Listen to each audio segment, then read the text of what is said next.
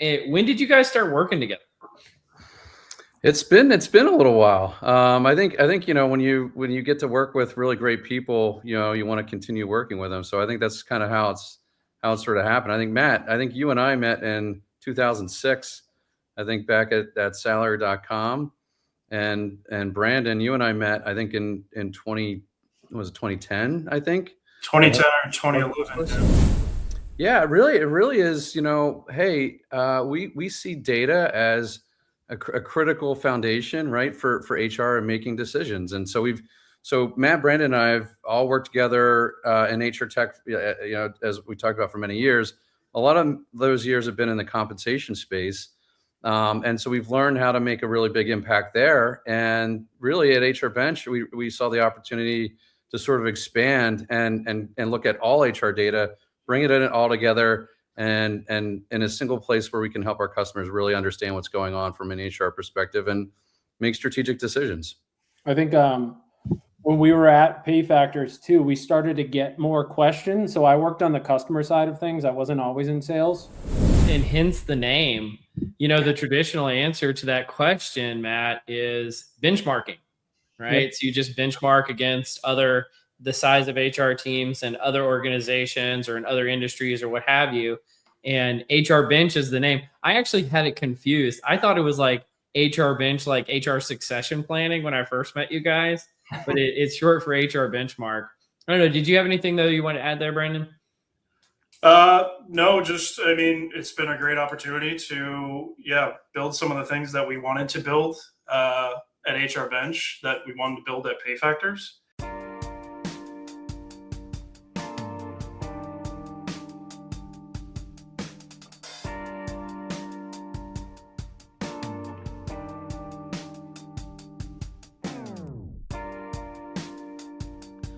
Welcome to Directionally Correct, a people analytics podcast with your host, Collin and today's guest, John Barry, the CEO of HRBench, Matt Maguire, the CRO of HRBench, and Brandon Collins, the CTO of HRBench. Hey, Directionally Correct fans, this podcast is dedicated to you to help democratize people intelligence for the world of work. If you're looking to support the podcast, please make sure to listen weekly, subscribe to the Directionally Correct Substack newsletter, sign up for the Data-Driven HR Academy at datadrivenhracademy.com, purchase Cole's book, People Analytics, or check out everything else at colenapper.com. Before we get into it, a quick word about HRBench, the company powering this podcast. When we all started in people analytics, we wanted to do strategic work, building predictive models, workforce planning, advising the C-suite, and most of all, quantifying the impact for the business. Instead, we spend months building dashboards and reports that should already exist. HRBench eliminates that entire phase. Your HRIS connects, your metrics calculate, your benchmarks populate. This is not novel. This is day one, not quarter two. That means skipping straight to prescriptive analysis, storytelling, and taking action for the business. Want to learn more? Book a demo at hrbench.com/directionallycorrect. Find out more about the company powering this podcast and building the future of people intelligence. As always, all opinions are our own, and thanks for being a listener.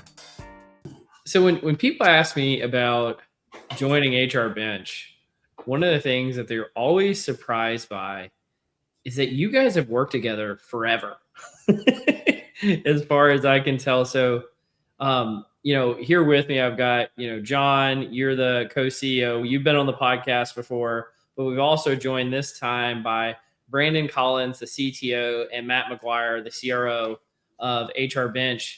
When did you guys start working together? It's been a little while. I think when you get to work with really great people, you want to continue working with them. So I think that's kind of how it's sort of happened. I think Matt, you and I met in 2006. I think back at salary.com, and Brandon, you and I met I think in 2010, I think 2010 or 2011 ish, and then we all continued to work together. We all worked together back at PayFactors and now here at HRBench. So it's great. It's great to work with a great group of people who you trust. And it's been good. You know when to avoid people, like when they're going to be happiest, what makes them tick. We've learned these things over the course of a few decades, I guess.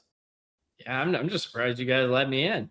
I'm like the new entrant. I'll have to be here for 20 years before I'll be one of the regulars. It's a tall bar that we set, but cool. we're glad to have you on board, Cole. Yeah.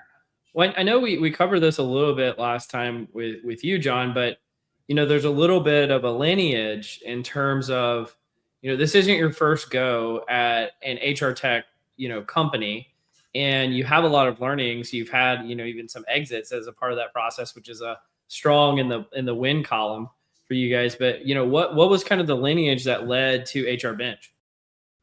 Yeah, it really is, hey, we see data as a critical foundation, right, for HR and making decisions. And so Matt, Brandon, and I have all worked together in HR tech, as we talked about for many years. A lot of those years have been in the compensation space. And so we've learned how to make a really big impact there. And really at HRBench, we saw the opportunity to sort of expand and look at all HR data, bring it in all together, and in a single place where we can help our customers really understand what's going on from an HR perspective and make strategic decisions. I think when we were at PayFactors too, we started to get more questions. So I worked on the customer side of things. I wasn't always in sales. Just came over to the dark side within the last few years, but I was working with our customers, and I think it was around COVID time, we started to get questions about just movement on like turnover and hiring and stuff like that. And we didn't have the answers for that. I remember like one question that I got that it's a really good one that I feel like I never know the answer to either. It was from an HR team, large organization. They were wondering how big should their HR team be in relation to the overall size of the org. And I think that's relatable for any department you work in. At what point should you start expanding to be able to satiate the needs of your key stakeholders internally? And it was something I certainly struggled with on like the customer service side of things. You don't want to hire too much too early, but you don't want to be, strapped for people too. So it was those sort of questions that we started to get that started getting us thinking about this stuff. And hence the name. The traditional answer to that question, Matt, is benchmarking, right? Yep. So you just benchmark against the size of HR teams and other organizations or in other industries or what have you. And HRBench is the name. I actually had it confused. I thought it was like HRBench, like HR succession planning when I first met you guys, but it's short for HR benchmark. I don't know. Did you have anything though you want to add there, Brandon? No, it's been a great opportunity to, build some of the things that we wanted to build at HRBench that we wanted to build at PayFactors. I think we started sketching some of this stuff out on whiteboards at one point where, we wanted to build, metrics around turnover, things that compensation, affected at PayFactors, even workforce planning, stuff like that. So yeah, it's really exciting to have the opportunity to work on this stuff now. Yeah. Well, what gets you excited right now? Like, what are some of the things that you've built recently or are building that get you jazzed up about the space? Yeah, the org charting features that we have in the system and the scenario planning stuff is really exciting because I think we do a pretty good job of it visually. That's one of my passions is user experience. So I think we have a good opportunity to build something that's more approachable around the scenario planning features, as well as the org charting features and just all the data that we have access to and we can bring into the system and display on those org charts. So yeah, that's probably where I'm most excited right now in terms of what we're building in the application. I get excited about the org charting and workforce planning for a couple of reasons. One, because we've been asked about it for 20 years, org charts, and we've never had a solution for it. So it's exciting to be able to finally answer that request in a really good way. Brandon and a team have put together. It's really amazing. The other thing too that we've been talking about internally is I think with the world today and the changing landscape of job markets and org structures, that tools like this are going to be, so important to an organization as they figure out how they want to scale, how they're hiring, whether they're backfilling, how they're introducing AI tools into the process, and having good technology for that, I think, is going to be really important. Yeah, and now that HR, right, is more critical now than ever, and really having a seat at the table in a lot of cases, HR needs the data, needs to understand what's going on. They're getting the tough questions, right, from the executive team, and so having that readily available is really critical. And so that's what we're really, able to bring to the table. When part of that criticality is, and I know this is somewhat of a controversial thesis, but I'm a very strong believer in more to come. Actually, probably by the time this podcast comes out, there'll be more to come in this space. But John, do you think people analytics is becoming a commodity? Yeah, look, I was waiting to see who was going to say AI first, and I thought it was going to be you, Cole, but I guess it's me. Obviously now, the world is changing very fast, and there's lots of tools that are coming onto the market. AI is enabling that in ways that we've never seen before. Everything from, folks being able to, do some of this work themselves, but also other, people who have been in the tech space who, maybe just didn't have the resources and the development resources to build out these kinds of tools are now starting to do some of that. So it's a really interesting time. I think it's definitely being commoditized. I think what folks need to really start to watch out for is how they're handling all this data, right? I mean, there's a whole host of things here that we could certainly dig into. But I mean, one of the big things, right, is when you're dealing with data, you've got to make sure that the data is secure. Number one, you're dealing with confidential data, so you don't want to just send your spreadsheets with social security numbers out to the cloud, which you don't want to do that? Unfortunately, have seen done too many times, and you certainly don't want to be making decisions off of data that's really it's incomplete, or it's missing, or it's garbage in, garbage out, right? So having that data really be cleansed and it's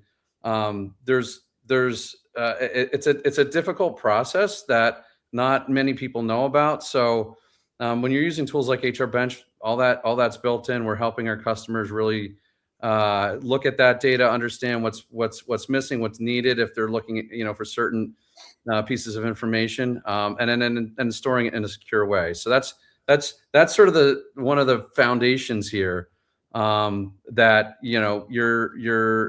it's still a challenge with AI. I think we'll see how that expands, but certainly this is all being commoditized. But not everybody has the time and wants to go explore doing these things. And so there's still a need for folks like HRBench when we're building out things like Brandon's talking about here, scenario planning and whatnot, and then on top of that, we're able to build more features, right? So AI is enabling us to do more things for our customers as well. Well, that's what I want to build on that. Like, it's not just the commoditization of reports and dashboards. It's cutting across things like the development of MCP, predictive analytics and prescriptive analytics, the chat interfaces, the AI workforce transformation, the workforce planning, the org charting. All of those things are becoming commoditized. And so the value add comes on from organizations taking action and really bringing value to their businesses because they can do so at a low cost point. Matt, how are you seeing this kind of manifest for the ICP, so the ideal customer profile of HRBench, and why is this kind of a compelling value proposition? Yeah, so on the ICP side of things too, just to give the audience a good idea of that, we work with organizations of all shapes and sizes, but we certainly have a high concentration in the 500 to 5,000 range. And what I've seen, at least in the last 6 to 12 months, is that these teams are leveraging more tools like us, but also AI tools that allow them maybe to like equal the output of organizations that have 20, 30, 40 person HR teams, people analytics teams. So they're able to do more with a lot less without having to hire. And that's what, I hear from a lot of the customers using HRBench today is like, we've been able to, using tools like ours or other ones, they're able to get the output of like adding another headcount on top of the team, having someone work on reporting. They're able to do much more in their current role. And I know personally, it's like the same thing for me. I think each one of us could say this. I know Brandon for sure. And like what his day job is, he's able to increase his output tenfold. And I'm able to do that as well. So, just creating more efficient team members, I think. Brandon, so is it all just hype? Is AI all hype, or is the SaaS apocalypse real? Like, is it making you more productive? What is that like? It is certainly making us more productive. There was an inflection point probably back in December of 25, where with the release of models like Opus 4.5 and now 4.6, really kind of changed the game in terms of how we develop. I haven't written a line of code since probably December of last year. So I am orchestrating code being developed by these agents, multiple agents at a time, usually orchestrating different features. We might be working on something that's tech debt, might be working on something that's related to dashboarding, might be working on something that's related to workforce planning.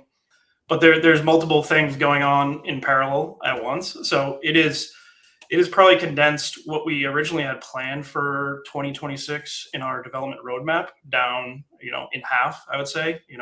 What we were planning for the entire 12 months is probably condensed down and, it's going to be delivered in the first 6 months here at HRBench. So it's certainly not all hype. I mean, certain parts can be a little hyped up. We certainly still need engineers to run the agents. We are reviewing a lot more code than we did in the past. We're reviewing the code that the agents come up with. We're reviewing the code of other engineers and what their agents come up with. We have agents reviewing agents and their code. So it's been a very interesting past 6 months since that inflection point in terms of how the engineering of SaaS products happens now. But I think it's mostly all for the better. We're churning out a lot of great features, and I'm excited. As we learn more about how these agents work and how we can better coordinate them and conduct them, that we'll be able to push out even more here into the later part of this year. I mean, the cycle times it's just really impressive. I tell people why I joined. I talk to all the different firms out there that are doing analytics, and I've seen all of their products, and it's like HRBench just ships things, right? And it seems like that acceleration is just increasing. But even within that, people, just the lay vibe coding users, can build their own tools. What's a differentiating factor for an HRBench versus somebody who just wants to do it themselves? Like, why are customers just building this stuff out for themselves? And is that even a threat to the business model? Yeah, I think there's different, folks who are more comfortable with data, I think, are experimenting with it, and trying different things. I think, we talked about some of the challenges and issues with that. Obviously, another big one here is AI. AI doesn't know your business. It may know it a little bit, but doesn't know the nuances of the business. You really still need, you need to know what you're doing, and trusting that AI is going to, make all the right decisions for you is not really it's not the end all be all solving all the problems, right? I think working with an HRBench, you've got industry best practice all built in. You don't have to be a data expert. You don't have to be an engineer. You don't have to be a data scientist. You can really quickly, easily get access to insights, that can help you make strategic decisions. And so that's kind of the focus here. Cole, our friend Martha Curiani, she we was talking to her recently, and she had an interesting perspective, right? Which is, there's this level of trust that you're building with an organization, right?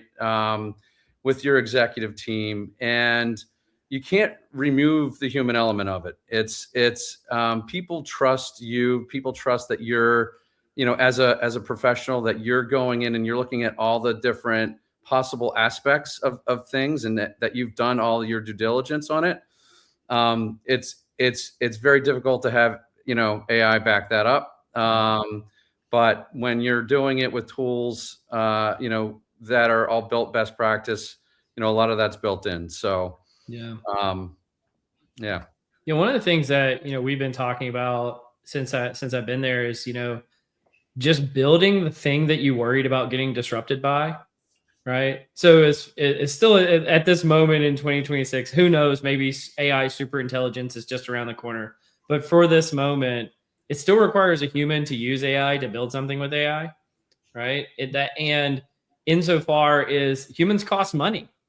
Right. And if a tool like HRBench comes in and it's just way cheaper than it is to hire out a whole team of analysts or AI experts to go do something for you, you're just building out the commoditized products to create something at a lower cost structure, which makes it easier for organizations to get value from it.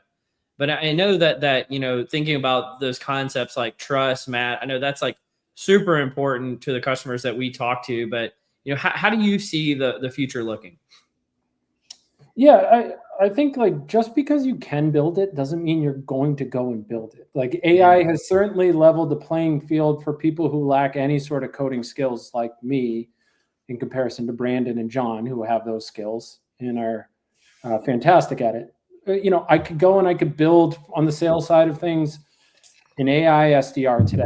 It's going to take me a lot of work to be able to get that thing humming. And I just don't think that people have that kind of time to go and build out all these things, but you take that and then you can combine it with, when you mention trust, I think security and I think data.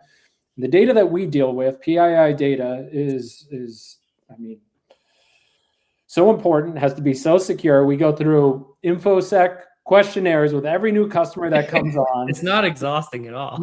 No. And so man, I look at all the questions that a team goes through, an InfoSec team goes through to make sure that a vendor is vetted and the data can actually go in there. And I think it's fantastic, even though it takes, a lot of time on our end, but it makes sense. Taking data from there and then just pushing it into an AI tool, I don't think teams are going to go for that with this sort of data. The exposure is too big for them for any sort of breach that happens there. So we have the security there. I think the other thing that comes into it that I hear from our customers is a couple other things that we do and that other organizations do too is data. Data is king here. External data I'm talking about too. You mentioned our name, HRBench, the benchmark data. You're not going to get the type of benchmarks that tools like us and other surveys that are out there. That's not commercially available or publicly available. It's commercially available. You can go and purchase it. But that's a great piece of the puzzle to be able to compare any sort of analysis that you're doing in HRBench with external data. And then also it's things like surveys too. We do engagement surveys within HRBench. I don't think those are being replaced anytime soon by AI to have exposure of a survey, engagement survey going out to a 5,000 person company. I don't think companies like Qualtrics or CultureAmp are too concerned about their surveys, being obsolete because of AI anytime soon. Yeah. I don't know. Do you have any thoughts, Brandon? Where do you we always talk about, you got to skate where the puck is going, and you're pretty early adopter in this space. Where do you see things going? Yeah, I'd like to touch first on the data aspect. Data is a lot of what we do here at HRBench. We have our application. We have great features within the application across all of the data. But what you don't see is, it's kind of like that picture of the iceberg where you see all the things that are happening below. is kind of the lifting that we're doing on behalf of our clients and with our clients on data. We have a great implementation team and customer service team that is working with us on the engineering side and the clients to work through their data just to get it into, the required format so that we can build these metrics from the data. One of the things you need to build out a metric such as turnover is you need a timeline of an employee, across their tenure at a company. Often that employee will be hired, rehired, terminated, might be rehired again. And, it becomes difficult for a lot of these organizations to get that data and get it into a format that could be, formulated into a metric. So we invest a lot of time and a lot of energy into the data side of things. So in terms of where I see things going, I don't know if that has necessarily been commoditized yet, is the orchestration of data from disparate sources. And if the orchestration or the transformation of that data, if that's been commoditized. So that's what we focus on a lot here at HRBench. Absolutely. And like some of the things I think about, you talked about the implementation. Like, how long does it take, Matt, for a new customer to be brought on board with HRBench, and what is that experience like? Yeah, so it's anywhere from I'd say 4 to 8 weeks. Could be faster, sometimes takes longer, depends on the size of the organization, the systems that they're working with, the type of metrics that they want, replication of any existing dashboards that they're using in Power BI or pivot tables that they're using in Excel. We want consistency and uniformity in what the teams we're working with, their stakeholders expect from them. And so while their process, HR, the people analytics team, maybe their tools that they're using have changed, like they come over to us, from a user experience, end user experience, like on your ELT team in a board meeting, they want things to look and feel exactly the same and the same calculations and all that sort of stuff. So we invest a lot of time in that. So that's part of like the process for the implementation, speaks to sort of what our team is doing there. But we match folks up with, a couple people on our end that are experts to be able to share best practices, to get their data implemented, to deal with that problem of garbage in, garbage out. So it's not garbage out. I don't know. Gold out? What is it? I don't have a good answer for that. We'll think about that. We'll come back to it at the end of the podcast. Come back with a better punchline for that. Yeah, exactly. There you go. I didn't plan that one. But really having good data in there to then build out all their dashboards, and then it's training and all of that sort of stuff. So when you look at that in comparison to building this out on your own, even if you are using AI tools, I don't know, you're probably looking at 6 months, maybe more. I know you know that better than I do, Cole, having done this before and built out, like a people analytics program and a process and data and all that sort of stuff. Yeah, it's a big undertaking. And, like I always just think about like let's rewind the clock for a second. Let's say it's 2017 and I had something like HRBench. What would I do differently? Mm-hmm. I think it would be wildly different, right? Because you were almost, at the time, you were forced to build. Like the tools were so immature, the data processes were so, defunct and siloed. And then the ability, like the ability to get people with the skills to do things like predictive analytics was just so nuanced and fragmented out in the marketplace. Like it was really hard to throw together a good team back then. And so I think there's a lot more skilled people out there now, but they're a lot more expensive too. And the tools themselves have matured quite a bit. And I think this kind of lends back to the commoditization point. But John, from your perspective, like what makes this moment attractive for somebody who's going to market, who's looking and saying, maybe I would have considered building in the past, but now I might not be. What makes it attractive to do it right now? I mean, it's everything we've been talking about, but it's time, right? Time and money, right? Bringing in a tool like HRBench, we can get you up and running very quickly, and access to that information, giving you more time to do other things. And as we've talked about, typically less than, for most companies, you don't need a full-time hire to do anything like this. So, I mean, a lot of the companies we talk to still today, haven't done anything themselves because they just didn't have the time or did the resources internally. So in a lot of cases, we're bringing this to organizations that have never had anything and couldn't even build their own thing. So we're enabling companies to have access to this, and it makes them more efficient, helps them, right, with making strategic decisions. And so it's really an interesting time to see where this is all going. I'm curious, Cole. I wanted to ask you, where do you see this going? I was just going to ask the same question. I was going to say, can we ask questions now? Yeah, if you want to ask questions. Same thing. Where's the puck going? So scanning where the puck is going, and I think this is kind of a part of something that I'm writing up right now. One of the most popular things that I wrote, which is featured prominently in my chapter 3 of my book, was this concept of the tree of value.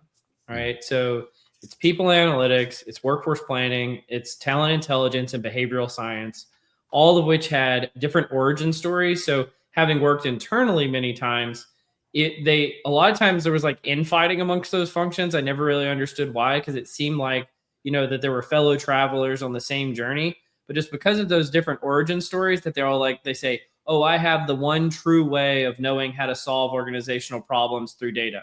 And so the tree was saying that they're all branches of the same tree, and that the roots of the tree are the value of human capital labor data.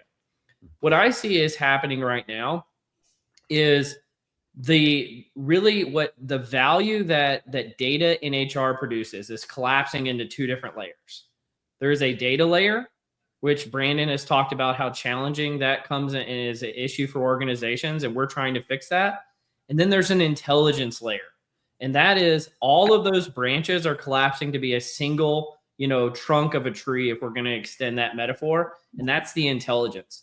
And so you kind of have to move from the bottom of the stack, which is just the raw data, and getting it, to be the right definitions, the right metadata, like all the things that are necessary. But as you move up, you're getting into value creation mechanisms.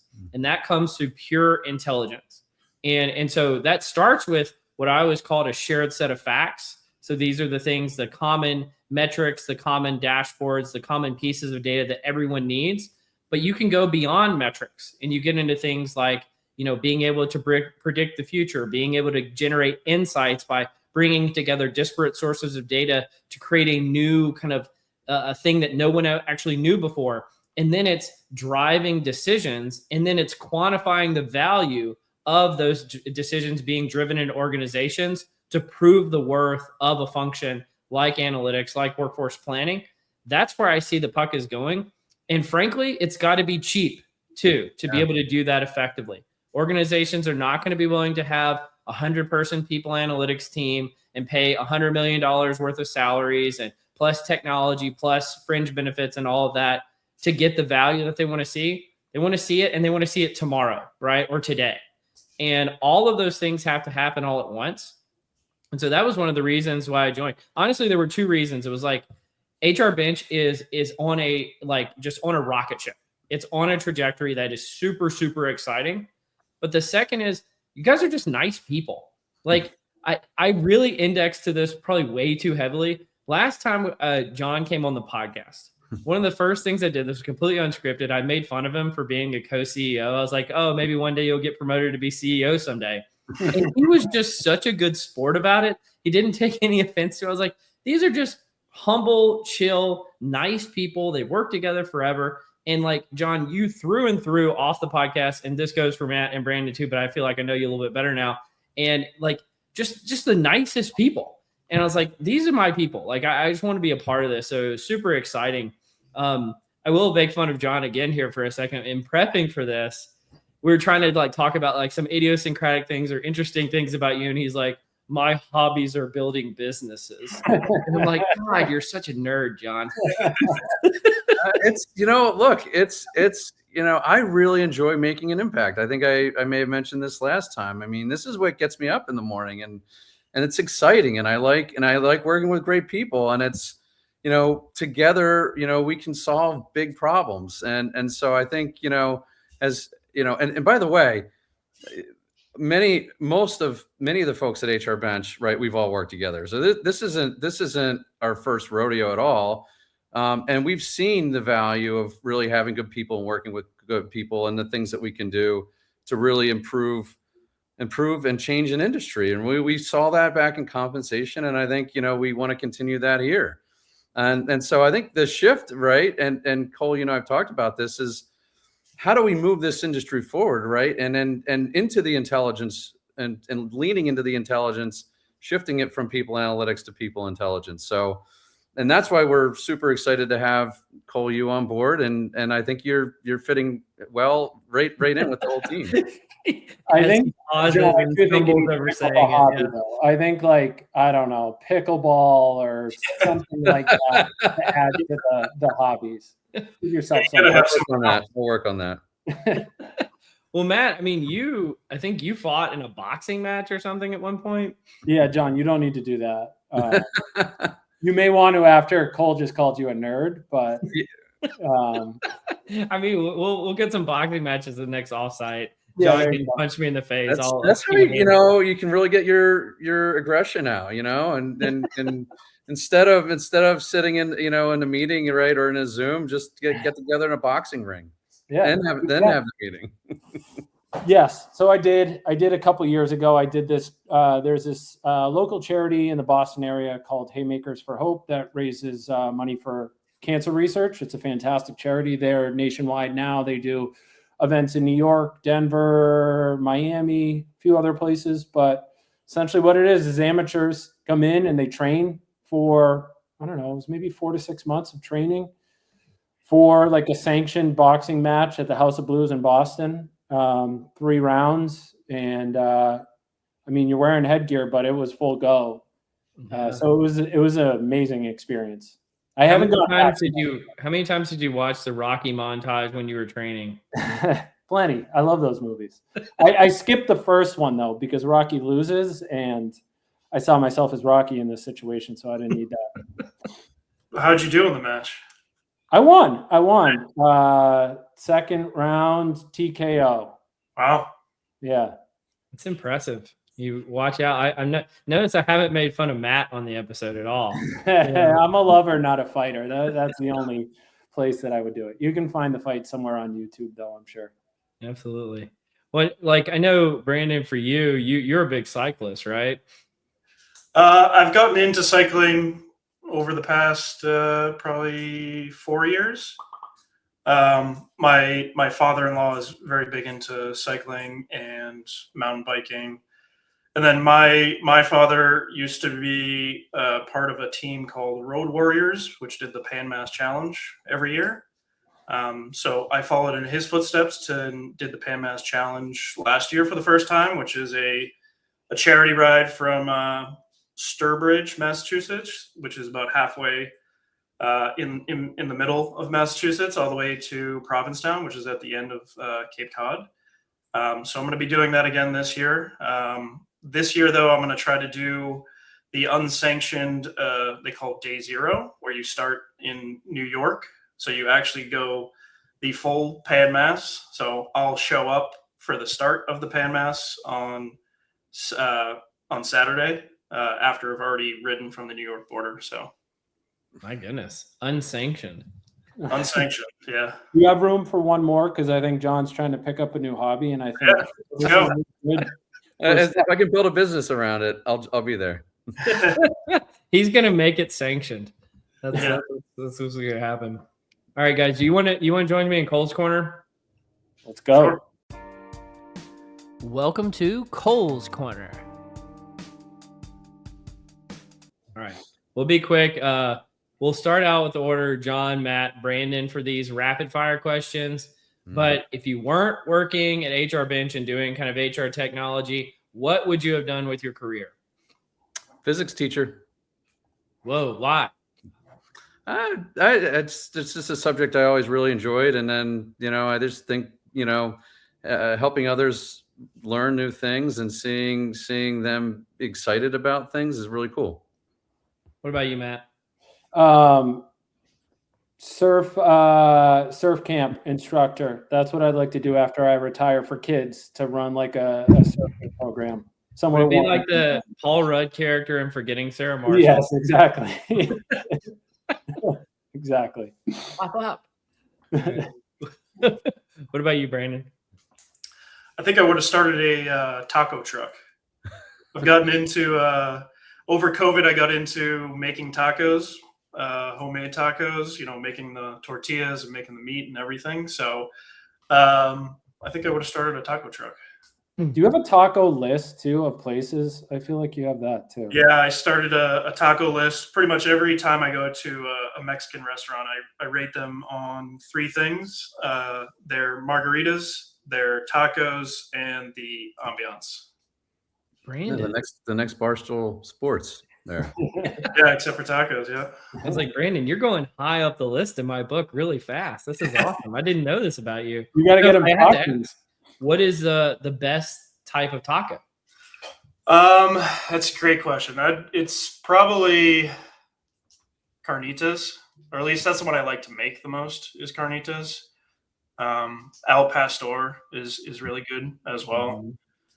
I'll be trying to make a new steak type taco this summer that I saw a recipe for, but I have about 4 tacos that I've nailed down in terms of I can repeatably make. So yeah, I am say carnitas. Carnitas is I am so excited to try these out sometime. This is awesome. We're gonna go change up the batting order. We're gonna go Brandon, Matt, John for this one. But what's the place you've never been to that you'd most like to go, and why? That's a good one. Probably Japan, I'd say. I think mostly for the food scene. Big fan of sushi.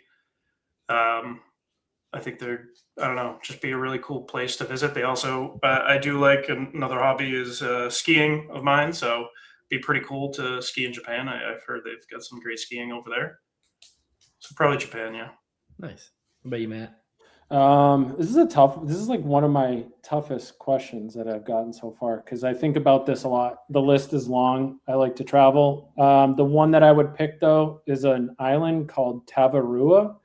It's in Fiji. You can only get there by boat. It's like this small, I think it's like 20 acres wide, and it has like world-class surfing, snorkeling, kayaking. There's like one restaurant, a bar on there, and it looks amazing. What about you, John? So we're gonna have to open up offices in Japan and Tavarua. Tavarua. Just say Fiji. Fiji's easier. Actually, Hawaii for me. I think, and I know Matt, you've been there a bunch. Actually, one of the things, Matt's actually a good surfer. I think debatable. Debatable. I want to learn how to surf a little bit there, so gonna hopefully get to Hawaii sometime. He is gonna be Paul Rudd. This is awesome. Well, Matt, why don't you go first with? Or no, John, did you? Oh, yeah, you said Hawaii. Okay. Yeah. Why don't you go first with this one, Matt? If you were a character in any book, TV show, or movie, who would you be and why? I kind of have to go with Paul Rudd now. Chuck, I think his name is, but he goes by Ponu or something like that, which means Chuck in Hawaiian. There you go. It's your spirit. All right, there you go. What about you, John? Can it be in TV? Yeah, it's a TV show or a movie. MacGyver. Yeah. Nice. Old school, but got can do everything. What about you, Brandon? This one should be topical. I don't know if you guys have seen Hail Mary yet, the movie. Not yet. I want to though. But I'd be. I think his name is Ryland Grace, who Ryan Gosling plays. He was a science teacher, John, who got sent to on a one-way mission in space.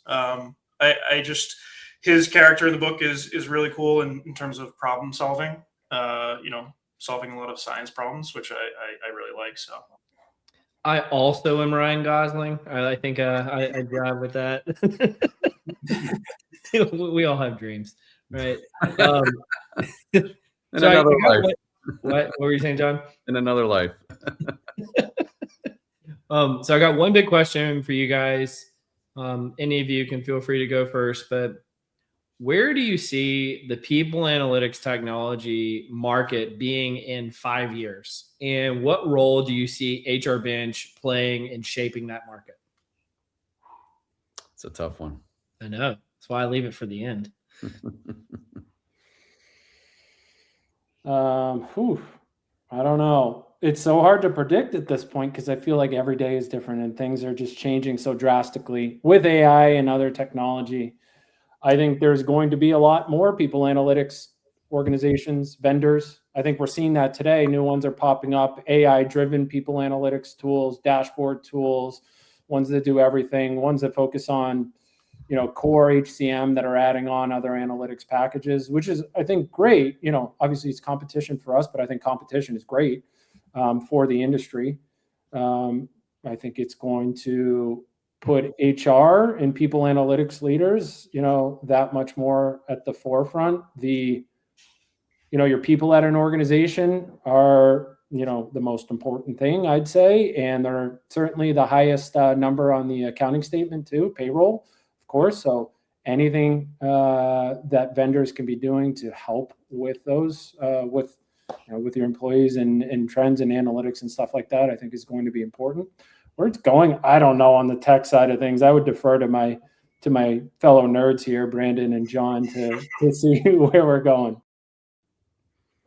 But as it relates to people analytics, my guess or thought here is within 5 years, it becomes an expectation almost that all HR departments have some sort of technology that can help them with these decisions. So it becomes a lot more ubiquitous. Is people analytics software is my guess.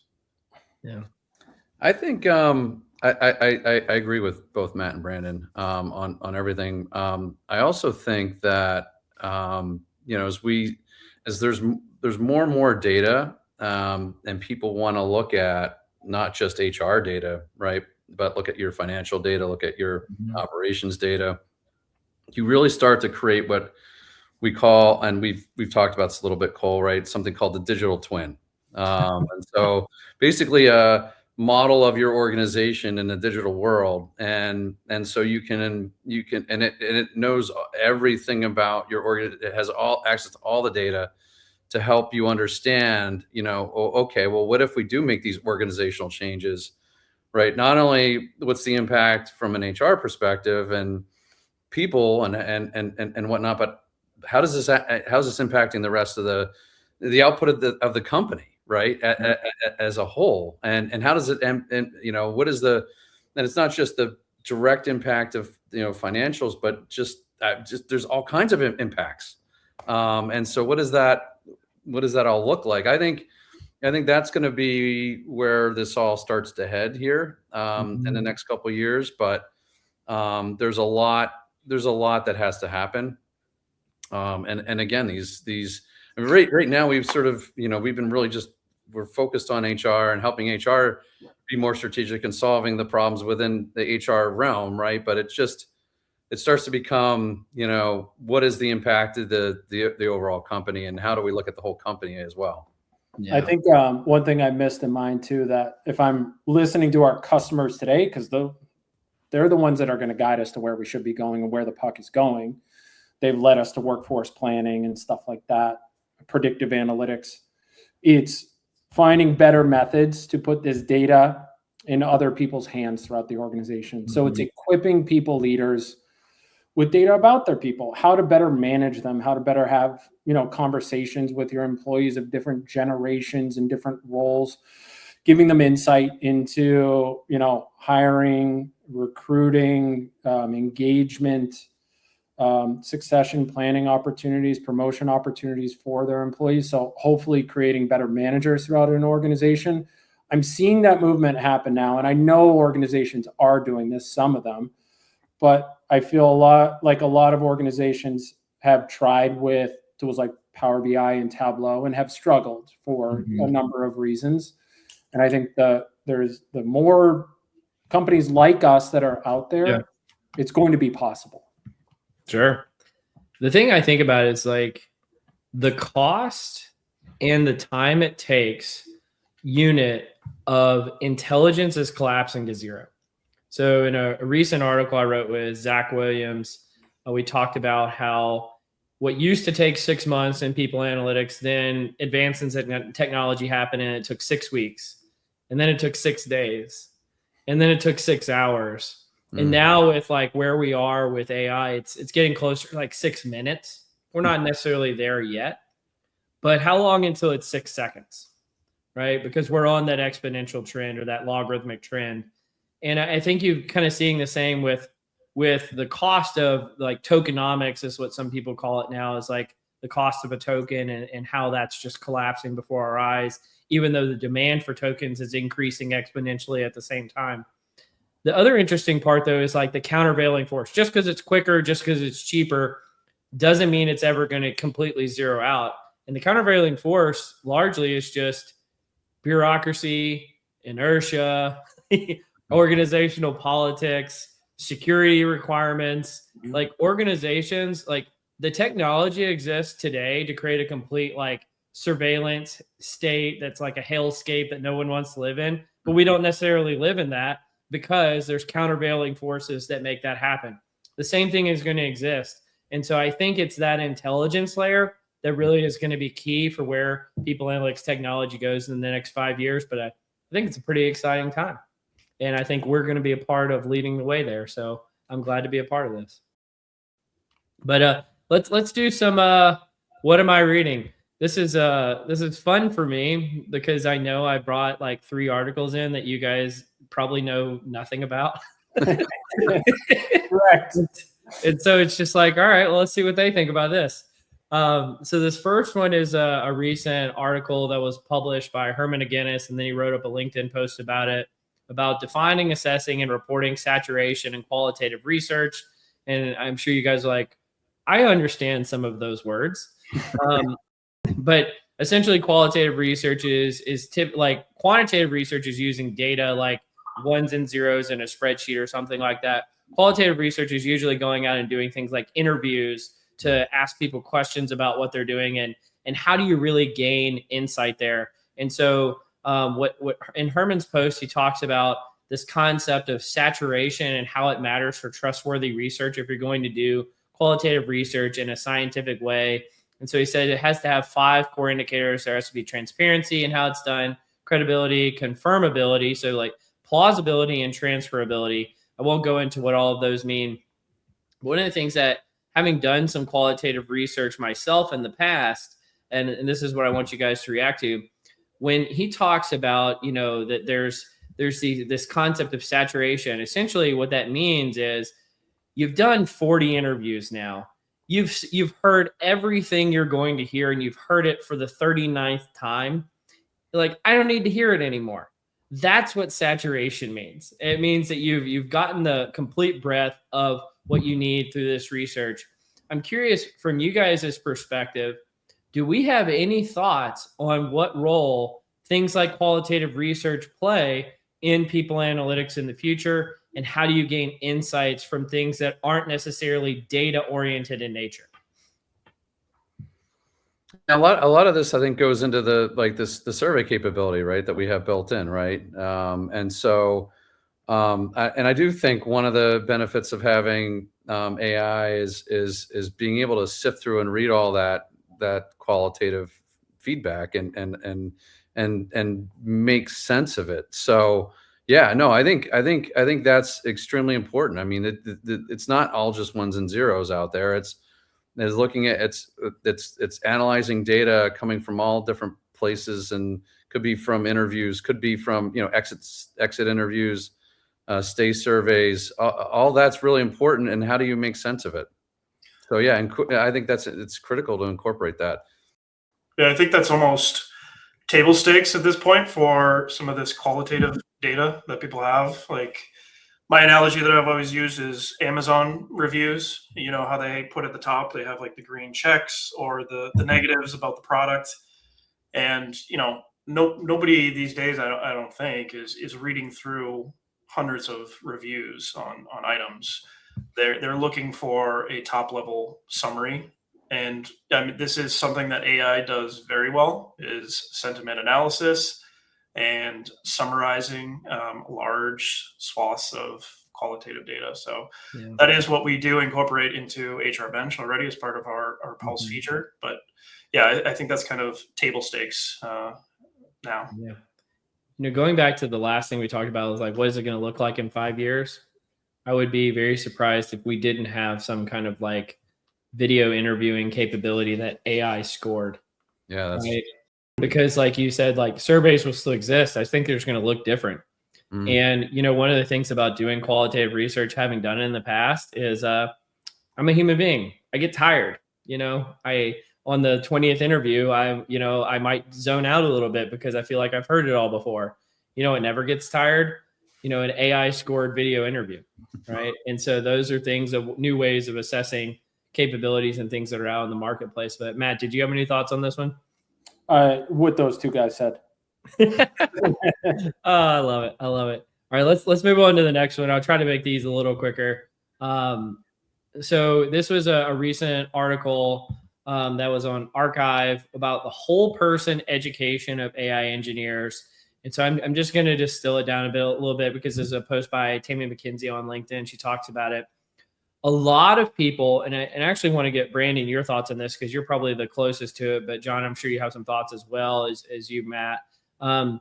What does it take to train a good AI, like not just a person who's out there using AI in the wild, like just to in their life or doing some vibe coding or what have you, but like actually an AI engineer? Do you like the ongoing debate? I talked about it recently with Stacia and Danny from Red Thread. I've probably covered it with 6 or 7 guests over the last year. People think you need a liberal arts education because you need to understand kind of the theory of mind of like, what does it mean to use an AI in the world and to communicate effectively. Some people think that you need the traditional, technical background or maybe like a physics or a mathematics or like logic-based reasoning in terms, or maybe even philosophy that goes into that to use these effectively. And some are just like, what, all bets are off. AI is going to teach us everything. We're not going to have teachers anymore. And maybe everybody's going to be, it's like going to be this great equalizer where everybody will be equivalently good at using AI. I don't know. What do you guys think in this space about the whole person education of AI engineers? Yeah, I'm still recommending to people to, on the engineering side of things, to still learn the core concepts of engineering. These systems, at least right now, I don't know what it's going to be like again tomorrow or 2 weeks from now. Right now, they still make a lot of mistakes. A lot of my time is still spent kind of correcting mistakes or course correcting the AI. So I still strongly believe that, at least right now, it's still extremely beneficial to learn the core concepts of systems engineering, software engineering, just so you can be a better steward of the AI in how it builds software for you.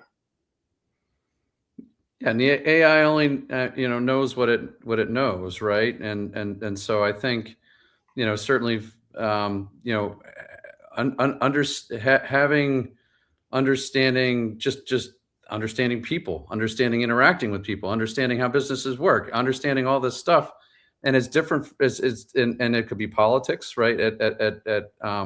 Within a certain organization, like all these nuances are really, I think, needed and required, right, to execute. And so it's more than just hey, I need these set of requirements. It's the whole person. I think you're still going to need the experts to be able to build the agents. Like, to Brandon's point, and to give him props there, he's an expert in what he does. And so I would trust him to build an AI agent that's going to be, I'll use it again. It's a different example, a digital twin of Brandon, to build that out there. And if it was someone with lesser skill experience, then I think you're going to get what you put into it too. And so you're probably going to get something not as good when you're building out an AI agent. It made me think what you were just saying, like in the past, like when globalization was entering the workforce, what would happen is, people would like lose their job, but before they lost their job, they'd had to train somebody like that was operating at a lower cost structure to do their job for them, and like how like karmically harmful that is. And then like now it's like, well, now we just have to train our digital twin to do the job for us. It's like, when do I just get to do the job? I just want to do the job, guys. No, I don't know. That was funny to me. But let me hit you guys with the last one. Another one along the lines of fit and what's going on. So this was a recent Journal of Applied Psychology article by a few authors. Zihan Liu is the primary author, but previous guests on the podcast, Fred Oswald, is on here. And it's called Toward a Whole Person Fit Assessment: Interests, Values, Skills, Knowledge, and Personality using ONET, which is a tool out there that kind of categorizes different occupations. And so in the psychology literature, there's, a common thing that people talk about is things like PJ fit. So it's person job fit. Like, so do you fit for your particular job at your organization? Or PO fit, which is person organization fit. So you do fit with kind of the cultures and values of a different organization. But this is person occupation fit. And like, so do you fit? Do you have the interests, the values, the skills, and the knowledge and the personality? One of the things that I think is interesting in this space is how much this can relate to things like workforce planning and how we fit people to not only to their job or to their particular organization, but how do they fit to the changing nature of occupations as AI is kind of coming through the workforce, and how do we kind of redeploy talent and keep the value of human beings that is ultimately there in the workplace. But do you guys have any thoughts about this one? This is an interesting one. I think there's a lot of organizations are struggling with it right now. I think it's something that we at HRBench are sort of thinking about and trying to figure out how can we help organizations with it. But it's not just looking at skills and what skills can be sort of automated, right? It really is understanding occupationally how's work changing? How does AI fit into this? And I agree too. Also with culture and stuff, it's more than just a set of a couple skills, right? And so I think and interesting with ONET. I mean, that's been around for a while. Yeah. It's a challenge that I just don't think there's a great solution to right now. And it is something that we're actively thinking about here at HRBench. So more to come on that. More to come. Brandon, Matt, they're like, please don't call me. Almost hid to the side. I'm not sure. What do you think, Cole? Yeah.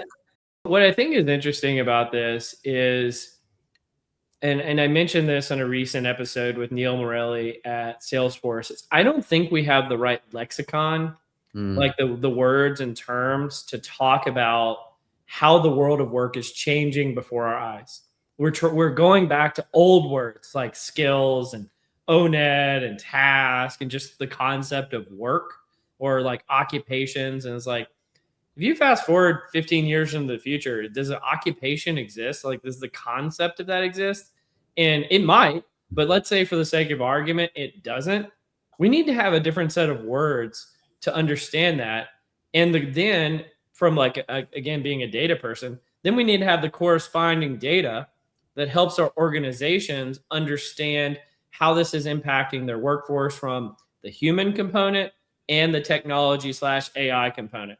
And we need to have equivalent data sources. So if we have really good data on our humans, we need to have equivalent data sources on the AI agents who are engaging in the work. And if we have the AI agents engaging in the work, we need the equivalent data sources for humans to be able to do apples to apples comparisons to make these understanding from a workforce planning standpoint. Just say, how is AI transforming our workforce?